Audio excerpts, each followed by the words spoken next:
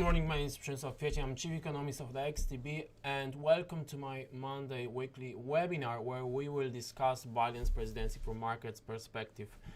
Today, well, you might be aware that Biden presidency was initially a bit of a concern for the markets, but that has changed with his administration pledging to expand the fiscal package and especially to increase the amount of money being sent to households, which Wall Street hopes will find its way to equities, pushing their valuations to even higher levels. But today we'll focus on this, but also on the other aspects of his presidency that might not be that rosy for the markets. Before we do that, however, let's start with top news that you should be aware of before you start trading on Monday. So we start with US 100, which is Nasdaq-based CFD, and it's on at all-time times on the eve of the very intensive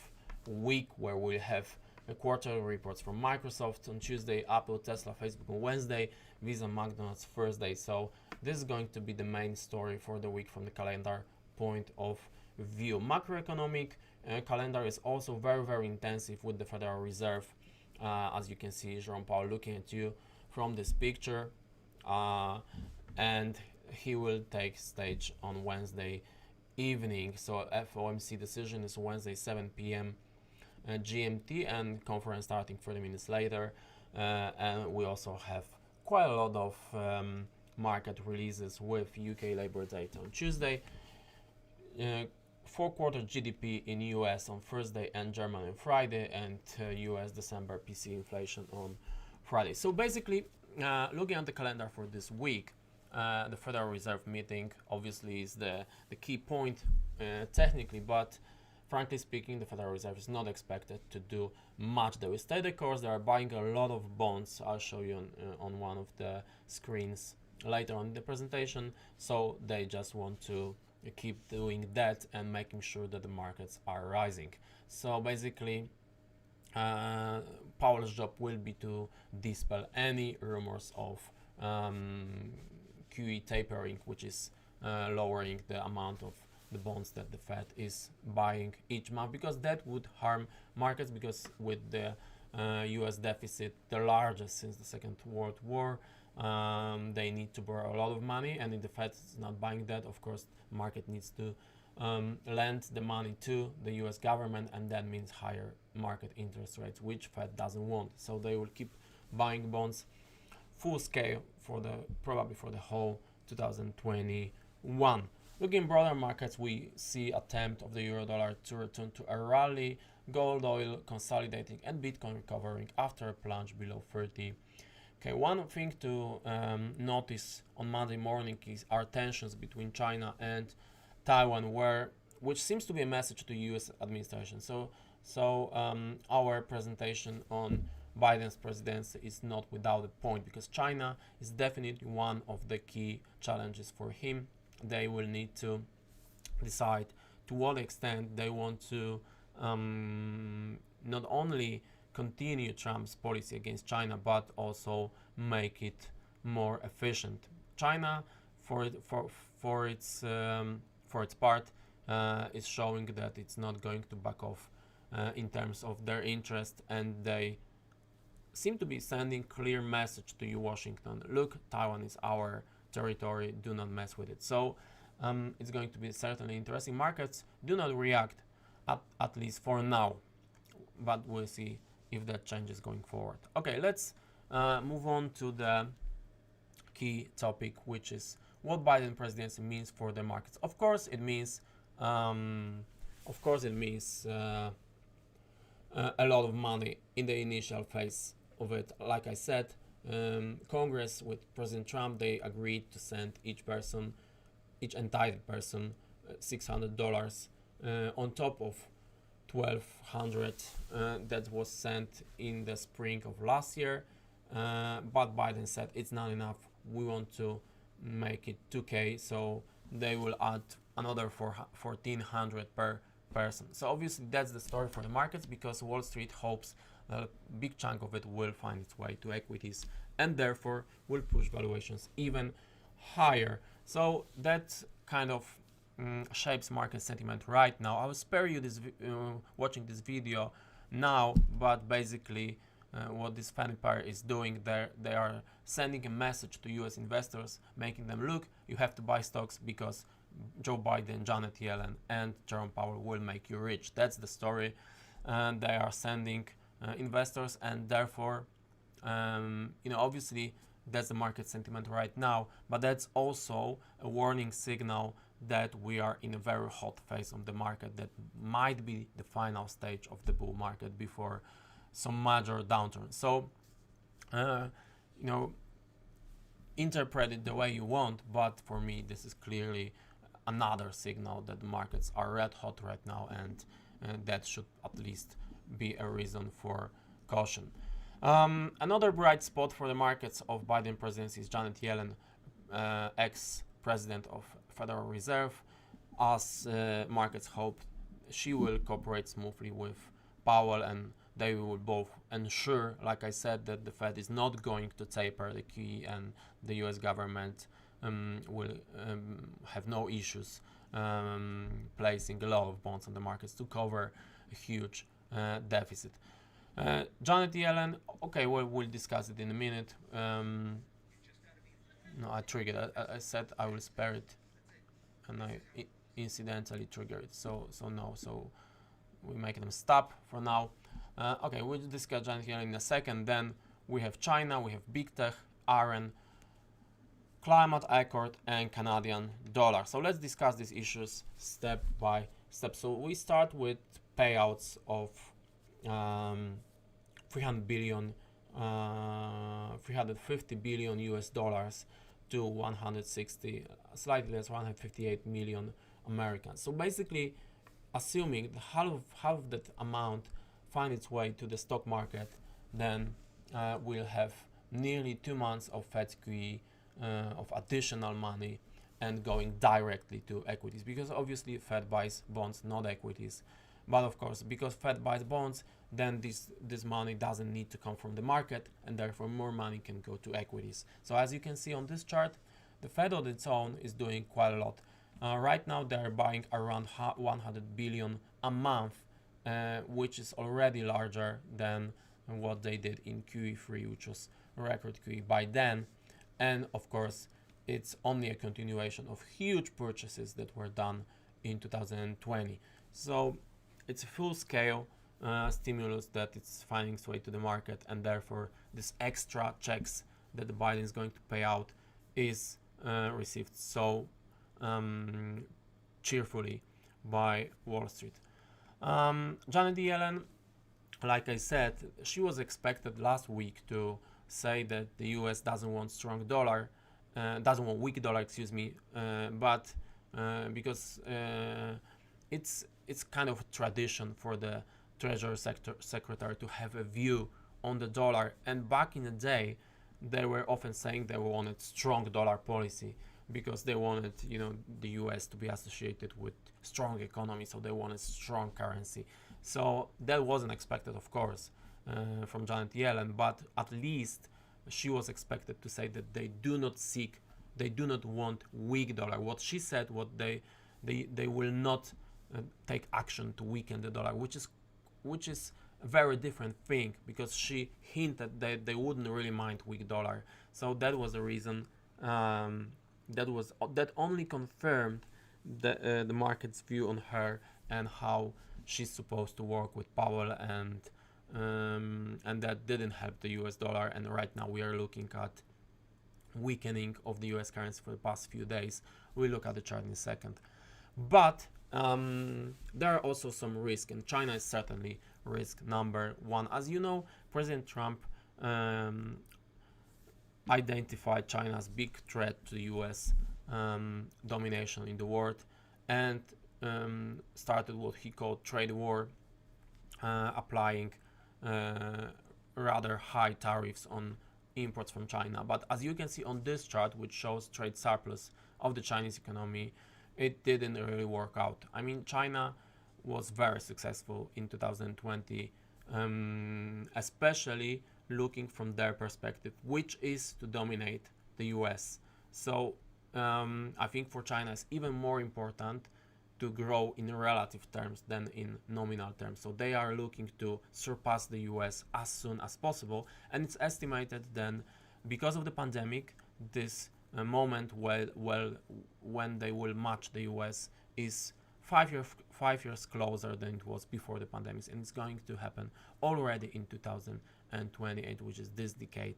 And as you can see also on this chart, despite the tariffs, they were able to record 2 months of record trade surplus. So China is doing very well. China is pushing itself around in terms of geopolitical ambitions, and it's really a huge challenge for the Biden administration to forge a policy that will be efficient, because of course they can even increase tariffs, but the question is if that's going to be enough. So that's something that's clearly a risk for markets, because markets hoped that Biden will make this policy and make this communication smoother. And while it might be smoother on the surface, it needs to be tougher beneath the surface if it's going to be efficient. So far, we have nominations of Avril Haines for intelligence chief and Antony Blinken for Secretary of State,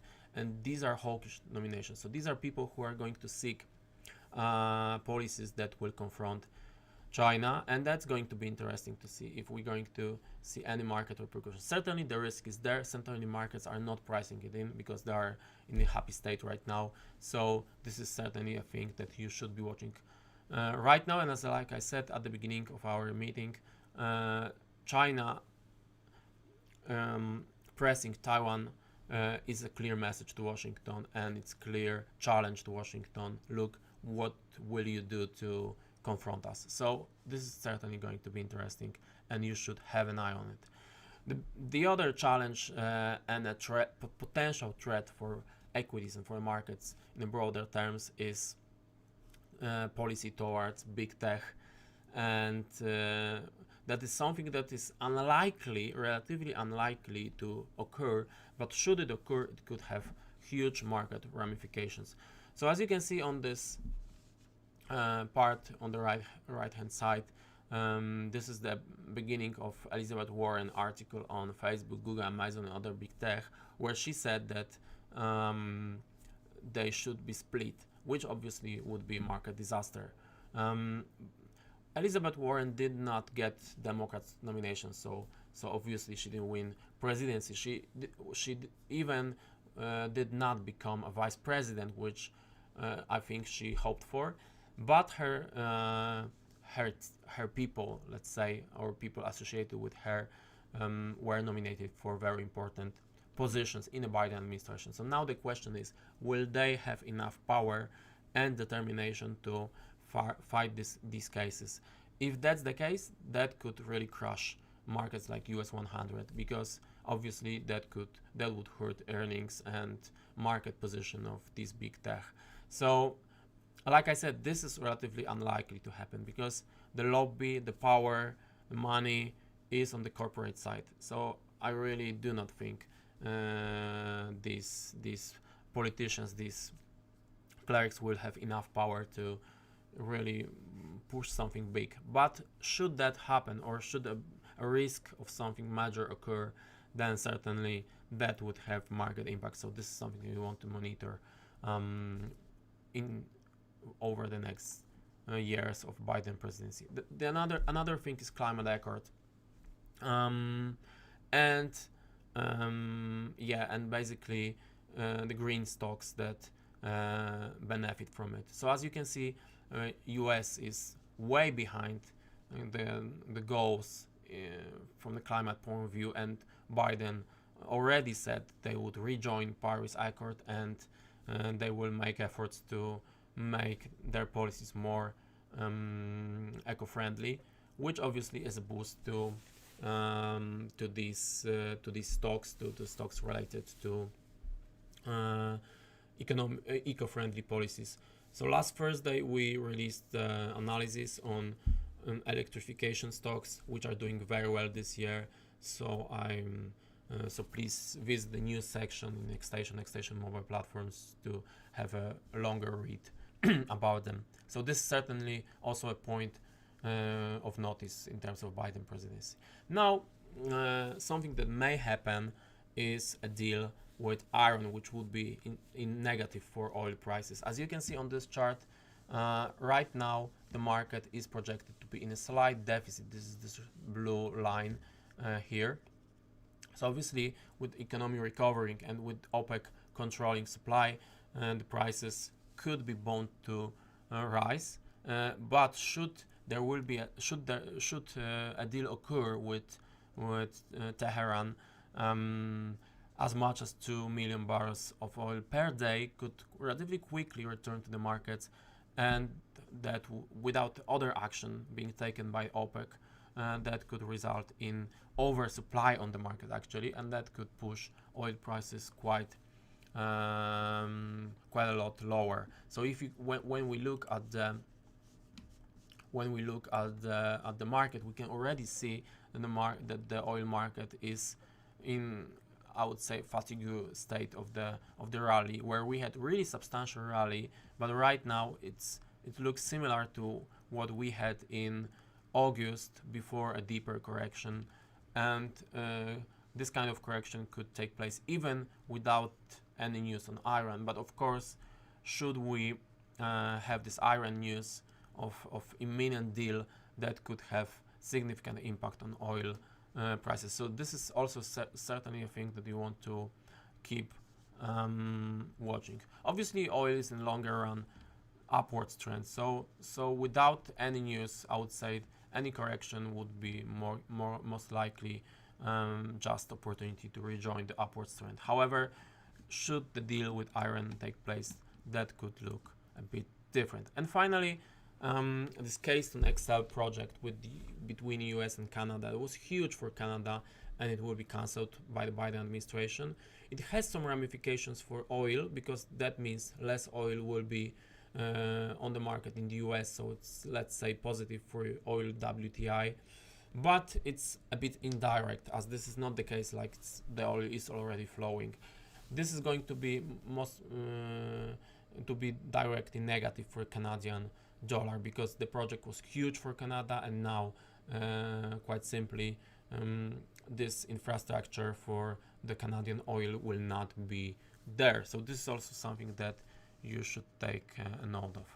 Okay, let's move on with this, and let's discuss markets at the beginning of the week. So with indices, we obviously have indices that are both very overvalued, as we are looking at traditional measures, and overheated in terms of sentiment. So this is our indicator of market sentiment. It's nearly at all-time highs, partly because of the option markets, where there's a lot of calls on a huge volume, pushing prices higher. So you'd say you'd want to be cautious at this point, and especially when you see a message like this from Goldman Sachs, which who says that market is in the early stages of the bull market. So if that's what early stage of the bull market looks like, then really there could be something strange going on. However, my view is that this is simply another confirmation, just like these guys from the YouTube video.